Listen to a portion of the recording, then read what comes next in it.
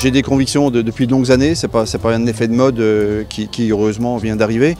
On travaille la transition, j'essaye de faire travailler mes confrères sur la transition écologique de l'immobilier.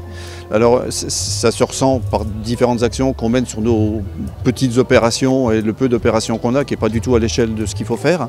Mais on a également créé une fondation qui s'appelle Cap au Vert, dont le siège à La Penne-sur-Yvonne. Et vu les gens qui ont été invités, c'est bien à mon avis ça, c'est une originalité évidemment dans la profession.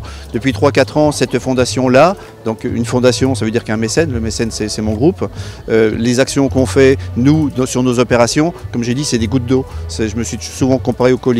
On a un incendie qui est le réchauffement climatique, le dérèglement, maintenant plus personne ne le conteste. Il y a quelques années, ça faisait encore malheureusement sourire.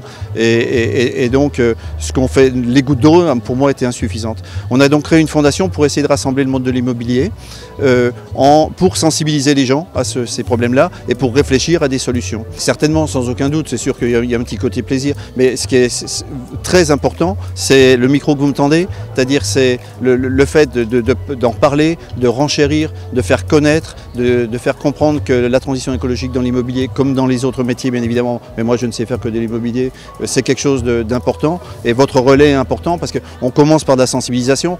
Évidemment, heureusement, il y a plein d'acteurs qui s'y sont mis depuis déjà des années, mais il faut qu'il y ait un phénomène de massification qui se fasse pour que nos actions, les actions de l'immobilier, les idées de l'immobilier, les inventions qu'on doit mener prennent réellement forme.